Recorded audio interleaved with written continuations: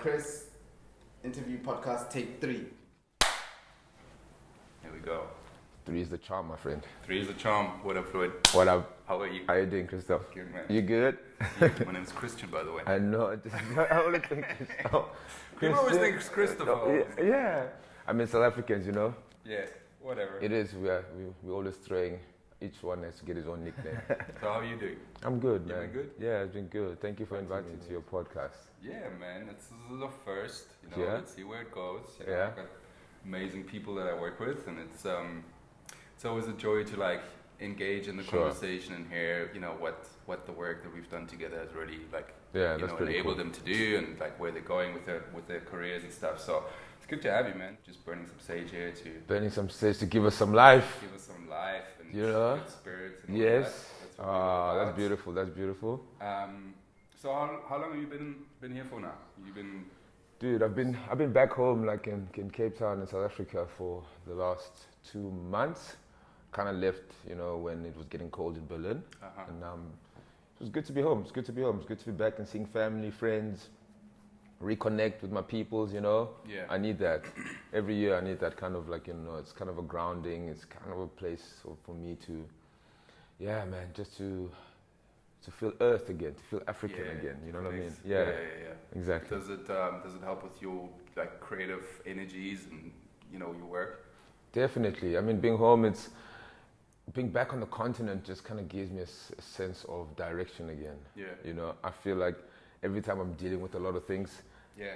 I get my answers here, so in a way, you know, and but also just it's a great place to kind of be, especially like, you know, December, January, Yeah. recharge. When Cape Town starts popping off. Yeah, What to get is that there. yeah, exactly. It's really Okay. good. It's been good.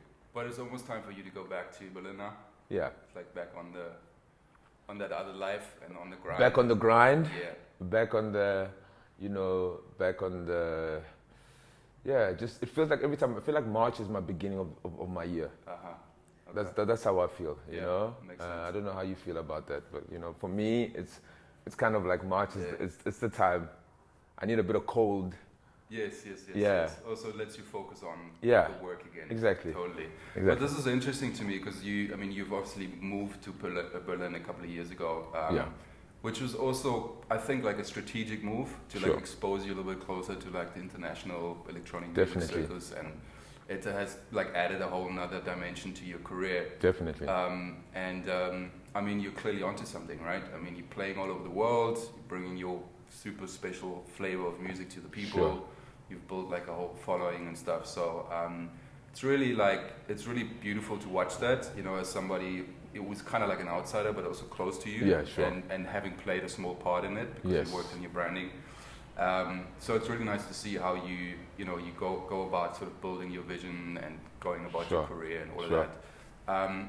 I'm really interested to hear how you kind of like leveraged some of the work that we've done together to build your career, right? You Yeah. approached me a while back to create a logo for you. Definitely. Right? And we worked Definitely. together on that. Definitely. Just tell me a bit about that, the process, and you know how we got to the final result, and Yeah. what has it done for you?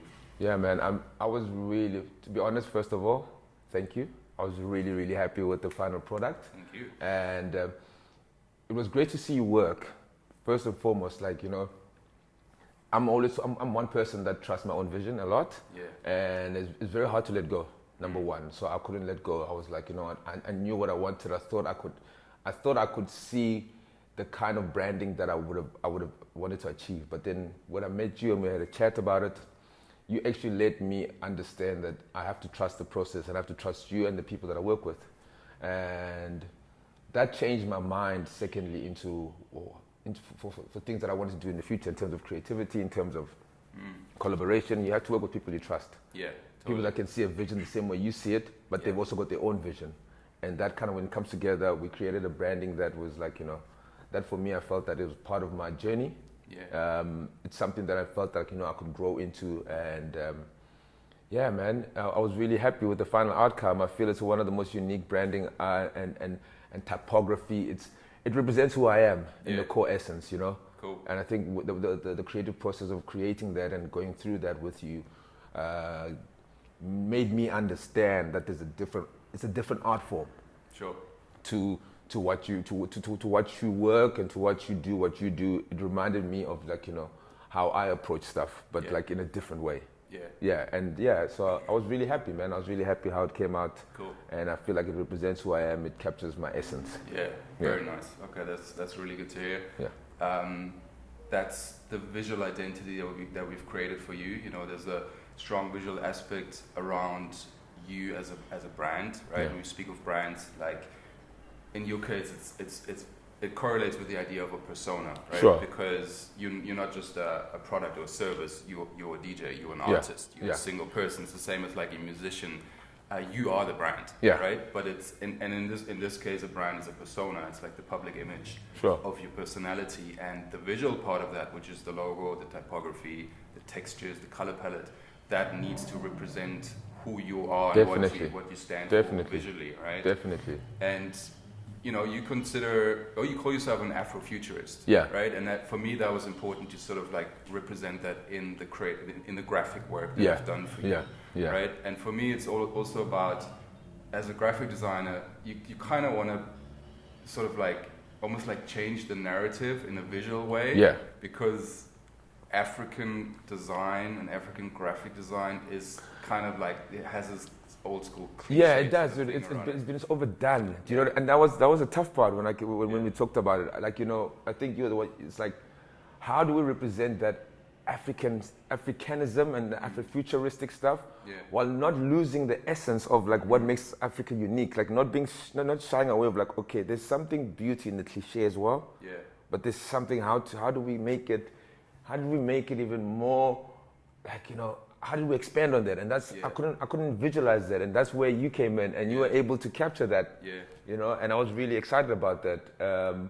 But we still had, when you look at it, you can still see the Africanism. The essence is there. You know what I mean? Okay. So that was like, I was like, okay, this is dope. Exactly. Yeah, this is what it's all about. You got to keep the real fundamental pieces, the essence of what it is, and then you kind of like represent it or recreate it or reimagine it in like a modern, progressive kind of way.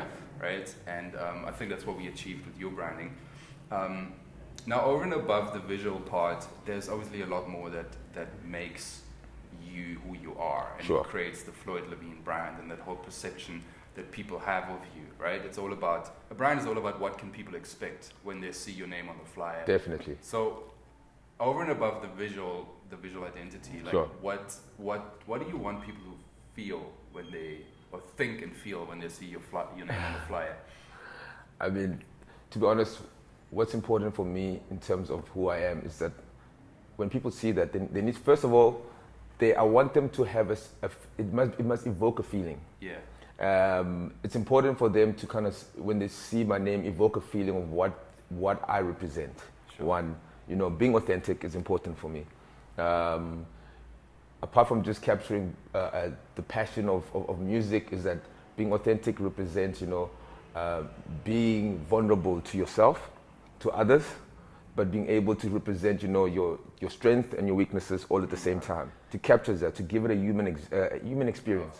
I've been fortunate that I've been to a few of your shows, and I know they're intense, they're exciting. You take people on that journey. It's raw. It's sometimes imperfect. Yes, right. Definitely. That's one of my things. I live by that. It needs to be genuine, man. And it totally hits the zeitgeist, so to speak, as well, because like we're past the times where everything's so like perfect. Like, imperfection is the new perfect. Almost, definitely. Right. People want to see that because they understand that life isn't perfect, right? And I think that's also something that has probably helped to sort of shaped your brand and the perception around you is that journey that you take people on, because that's what people really like. You've done Boiler Room, which is like, you know, hot and sticky, and people are close to you, and that whole experience is also very much, I think, like a part of what you stand for and what you are. Another thing I find interesting about DJs is sort of your stage performance and your interaction with the crowd. Are you very sort of conscious how you come across? Do you like slip into your role when you get on stage? I think it's a bit of both. You have to, man. Like, you know, it's a very odd thing to do, to be able to stand up there and say like, look, I can play you guys a mood that you all enjoy. I mean, let's say there's 20 people or there's like 2,000 people. For you to capture that whole spirit of what people put into one song, that is just one aspect of the performance. Yeah. You know, and people want to see some form of, if you're feeling good, if you're having a good time, then they're having a good time. It's kind of like playing tennis. You have to give and receive. Emotions again. Bouncing back and forth. Yeah. You know what I mean? I'm not saying, I'm not against anybody that is just stationary. That's their vibe. Yeah. I still feel that you owe it to the audience to give them a little bit of something extra. Do you know what I mean? Yeah. And they actually, the best thing about an audience is when they see you giving them extra, they will give it back to you. Do you know what I mean? It kind of comes back and it feeds. It's just kind of like, you know, like, I don't know, is it the figure 8? It flows. You know what I'm saying? Energy. Yeah, the energy comes back and forth. So yes, it's important for as a performance that you think about every song. Yes, you can get into. I love getting into characters depending on the song. Do you know what I mean? Sometimes it's like, you know, it's a really intense song. You get into that spiritual moment. Sometimes it's a really fun song. You can feel it. Then you're like, okay, let's get into a fun moment. And then sometimes it's just one of those songs that, you know, you just have to break loose and then let's go down, you know? So every single song, just, I feel like, you know, visually I represent it as the journey goes. Okay. Yeah. You roll with the energies. Yeah, I just roll with the energies, man. Yeah, that's nice. Another thing that I think is important, sort of tying it back to the visual part a little bit, is like your outer appearance. Like you have a very distinct style of dressing, and you know the way that you present yourself. Like, is that something that you very consciously sort of develop to again feed into the idea of what Floyd Lavine is all about, or is it just you sort of like picking on? Yeah, I think, man. Like, look, to be honest, I've been influenced by some of the most amazing people around me. And I feel like a sense of style is very important towards your sense of identity. Yeah. It doesn't mean that you're disconnecting from in an individualistic way. It just means it gives you a voice of what you stand and represent. And I take it as seriously as I take creating my music, as I take it creating my branding, as I take it creating my visual identity. I take it as serious as what I'm trying to say with my voice. Yeah. You know what I mean? It's one thing which I love about, like, you know, your sense of style is what speaks before you speak. So it's such a powerful thing that it can automatically tell people what you are and what, you know, a sense of style speaks for itself. Yeah. You don't even have to speak for yourself. Yeah. Do you know what I mean? 100%. And that's an important part of, like, you know, expressing yourself. So yeah, it's a very important part of me, and it's something that I take very seriously. But then also something that I don't take seriously. Yeah. Do you know what I mean? You don't want it to be too serious. It needs to be like something I take it. Fun. Exactly. It must be loose and free. So I take it seriously and not seriously. Do you know what I mean? But the one thing I learned is that if you're feeling bad, you better dress well. 100%. Because if you have the biggest hangover, you better dress well. Because let me tell you one thing: the bigger the hangover, the better the fashion. Or the style. The better the style. The better the style. Let's forget fashion, but the better the style. You know what I mean? It's interesting how you just described what fashion can do for you, because it can obviously make you look a certain part, and it's sort of hiding what's behind it. Yeah. Right. Not in a bad way. Yeah. Not hiding bad stuff, but just like it creates a perception and it creates a certain image, and that correlates very closely with the idea of what branding does. It's almost like a fake it till you make it kind of a thing. Right. In order to look more established, successful. Yeah. You need to act as if you are. Yeah, definitely. Right? And that's also what a good logo does for you. Yeah, definitely. It will make you look more professional and bigger than you maybe are at the time. Right? And yeah, that's interesting. And that, you know, fashion kind of does that for you as well. You can wear a beautiful suit and maybe inside you don't feel very good. Yeah. But people will look at you and be like, oh, okay, who's this guy? I think that's important, man. I think what's great with that, in terms of, like, you know, branding and getting a good logo and everything else, is just it allows. I mean, like, I feel like even if no matter how good you think you are, sometimes I'll get like someone sending me the worst flyer, and you just like, or like the worst of you, like, even if there's such good content there, you just somehow disconnect from it. Yeah. Do you know what I mean? Sure. So I can relate with that, what you say. Like, you know, it's important. It's like going to an interview. Of course, you might, it's just, you know, when people say like dress well to an interview, to your job. Do you know what I mean? Of course, for that interview, you might not even know what to do at the job, but at least 90% of the time, if you dress good, man, you might get the job. If not, they're not going to let you in the door. Yeah. Do you know what I mean? 100%. So that's why good branding is also really important, because, you know, you're sending your you're sending your visual representation to the world, and people are like, oh, I'd rather listen to that song. They don't even know why. Exactly. But if they've already seen it visually, and if it matches, that's beautiful. You made some really important points on, like having a vision and working towards that vision, and also realizing where you're at a time, because it's all a journey, right? And it's all good. There's nothing wrong with setbacks and obstacles and things taking a little bit longer than you were hoping for. That's life, right? And your career is part of it, right? So that's all a part of it. But like, we spoke about all the steps that you've taken and why you felt like it's important to invest in certain things on the way. So you are being very strategic about it, and I think it's important if you want to build a globally recognized brand for whatever. Yeah, definitely. You have to be strategic. You have to be strategic. You have to know what you're doing, and I think that would also be like my advice for the up and coming artists is like, really think about the brand you want to build. Be strategic about it. Yeah. Figure out where is your unique positioning that makes you different to other DJs. Definitely. Right? Over and above the music. Right? You can't just play. You can't just start up and be like, oh, I'm going to play the same sounds as Coffee. Or definitely. That's not going to get you anywhere. You need to be unique. You need to find your own position, and you need to invest in creating the perception around you that maybe makes you look a little bit bigger than you are, especially in the beginning stages, and then build on top of that. Yeah. Right. And what I found very interesting with you as well is that, and you as an African artist, and us living here and coming from a place where we always want to make the circle bigger, which is very contrary, I think, to maybe like Western culture, where it feels like they're trying to make the circle smaller. But here it's all about like paving the way for the up and coming artists, giving back to the community, sharing your knowledge. Like, I've seen you do a couple of things with the community, like, is it important to you to like, spread your knowledge and help the up and coming artists? Definitely. It's I think, like, you see, my sense of purpose and my sense of responsibility is something that I have to take. I have to have the responsibility for that. I've been given way too much. I've had a certain level of privilege from how I grew up. Of course, we all struggle. There's everyone has got their sense of understanding, but I know that I would not be where I am without people who've paved the way for me. Yeah. Do you know what I mean? So that sense of responsibility and a sense of purpose is important. In order for us to shine and grow as Africans and as people, we need to understand who paved our way for us. So that's very important. From starting my label to speaking to and investing in up and comings.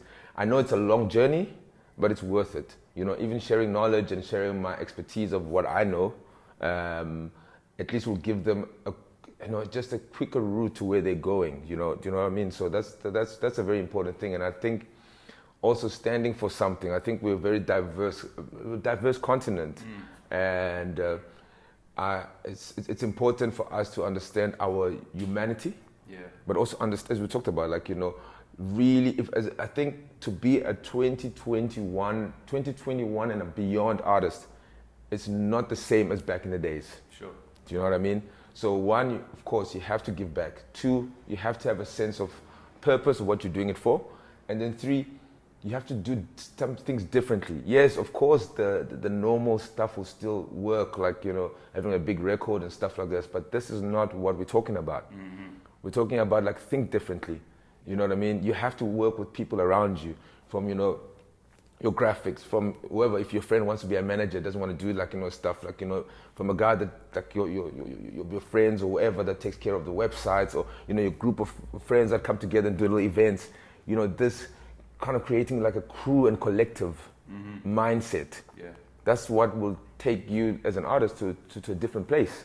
Yeah. Finding that collective and finding that expertise in every little area. Not just being, oh yeah, I'm an artist, now here we go, hand in my work and hope for the best. Yeah, you know what I mean? Trying to connect dots. And that's the art, actually. That's the real art. It's not, the other stuff is, it is part, but that's the art of, like, thinking, because you have to figure out who I can work, you know what I mean? Making all that kind of decision making and and trusting your decision making. Mm-hmm. And that becomes the art of creating something even bigger. Yeah. Yeah, totally. I feel that point on the art. Like art to me has always been not art as in like a painting on the wall. Like the art of creating something for me has always been a non-linear process. Yeah. Right. There's a lot of like curves and ups and downs and learnings, and you have to be fearless in it. Yeah. Right. You can't just like follow a formula like safe and sound. Like you have to like Definitely. You have to be fearless in that process, and that's where beautiful stuff happens, and that's where you create something new. Yeah. Now I feel you on that. Yes, sir. We have to be fearless on that. We have to be fearless because, that resonates with me. Like, being fearless, having the courage, because it's not gonna be like you're gonna get more no's than yes. Yeah. But that builds something, right? After a while, you kind of feel like, okay, I'm actually don't even hear no's anymore. I'm just hearing like, oh, that didn't work out that way. Then I just moved left. Then you move right. As you say, you just keep it moving. It's not linear. Do you know what I mean? And I think that, when it comes to a creative process, that's a very powerful thing to have and a powerful mindset to have, to be like, okay, I'm going to be fearless about it. I'm going to also keep it simple, but then I'm going to keep it fearless, which is very hard to do, right? Yeah, that's value creation right there. Yeah. And when I adopt a growth mindset and not focus on perfection so much. Yeah. It's like perfection, and I mean like, maybe this rings true with you as well. For me as a graphic designer, like, obviously I strive to create the best artwork or the best logo I can do. Sure. But like, and I might feel like, oh, it's done. But then I sleep over it, and then the next day I look at it and I'm like, oh no. Like, in that 24 hours, I've grown, I've developed further. Yeah, it's so crazy. It's so crazy then. I'm like, okay, this looked perfect to me yesterday, but now it's no more. Yeah. So perfection is also like a myth. Right? That is the biggest myth that ever existed. Like my motto in life is imperfect perfection. Mm-hmm. Trusting yourself enough to say, that's what I wanted to do. And it is imperfect. Yeah. But let me tell you one thing, it's perfect for someone else. Yeah, totally. And because it's perfect for me, but it's perfect for someone else. And I realized that when creating for a long time, I remember, as you're saying, man, I'll make a track and I'll wake up and I was like, this is not what I wanted. And then I'll let this thing sit for like 30 days, sometimes 1 year. And I'll come back, I'm like, that was better than what I've just created now. I'm like, then I realized I actually don't even know my own work. You don't even know, you can't even trust your emotions. So now I've got this thing of like, I eat and then I listen. Because maybe I'm just hungry, you know what I'm saying? Because sometimes during the day, the whole artwork changes every single time. You know what I mean? The process, the creativity changes every time. So I have to think different. I was like, am I hungry right now? Okay, let me first, am I thirsty? Drink water. All of a sudden, is it the hangriness that is like missing with being hungry or not hungry messes up with my creativity. Okay. I'm just saying, like, and then also being able to trust that the initial completion, I think once you've been doing it for so long, you finally know when there is that feeling that you get when it's coming closer. It's like, I don't know how you feel, but I feel like coming closer to, they said when the gods of genius touch you, but for me it's called the understanding of the completion of the work. Mm-hmm. I've been around people, musicians that cannot even write, the greatest players can't even write a song because they don't trust the completion of the work. Wow. And that's also one of the hardest things to be like, that's done. Yeah, totally. I've had perfectionists like say to me that they could never do what I do because they would never find that moment of completion and recognize it as that. Because they'd always think that, okay, but I can still do that. What if I change it from red to blue? Right? There's so many decisions to be made in creative processes as well, because you're creating something out of nothing. Yeah. Right? So there's 1.5 million decisions to be made. All the time, right? But there is a point where you just must feel like it's done. But that's what you're saying, because that's what you say. You have to be fearless, not in just, people think when you say fearless in just, like fearless to show people. No, fearless in your own decision making, trusting that gut and going, it's done. There is an intuition to it that helps you with making those decisions. And I've always felt like I react a lot on my inner intuition to make those kind of decisions because I also know graphic designers with they follow this formula. Yes. Okay, I'm creating a logo, I need A, B, C, and D, and then the logo is done. It's almost like a logo maker that you can get your logo online. That's not how it works. Yeah. Right? For me, it's more about finding like some kind of raw energy inside of me that creates the creativity and finally puts creative work out there, that kind of thing. Yo, that was good talks, my brother. Lovely to chat to you. Imperfect perfection, that's what it's all about, I guess. That's what it's about. It's all a journey. There's crazy creativity, crazy creative whatever energies and flows, and it's super interesting for me to see what comes out of it, and how it I can also see that in your process with music. For me, it's graphics. For you, it's music. Yeah. This was a lovely chat. First of hopefully many little podcasts definitely. Talking about branding and people's journeys and creativity and life. Life as such. It's the whole process. That's what it's all about. I'm Chris Kriechling. I'm a brand strategist and graphic designer. I work with amazing artists, primarily in the lifestyle and creative industries. Next to me is Floyd, South African DJ, producer, afrofuturist, Floyd Lavine. Yeah, thank you for having me, man. It was beautiful to chat with you, and So good. I want to be back at episode 100. So all the best for all this. I feel like there's so much more we could still definitely dive into. Definitely. Mindsets and growth and what you just said about imperfect perfection. Yeah, I think there is, that resonates with me. I mean, you're going back to Berlin. I'll be in Berlin soon. So we can take it from there. I think we can also. We'll sit in Mauer Park or whatever. And have another chat. Yeah, definitely. I'm really happy and I'm really glad, and thank you for having me. Yeah, cool. Say work. Peace out.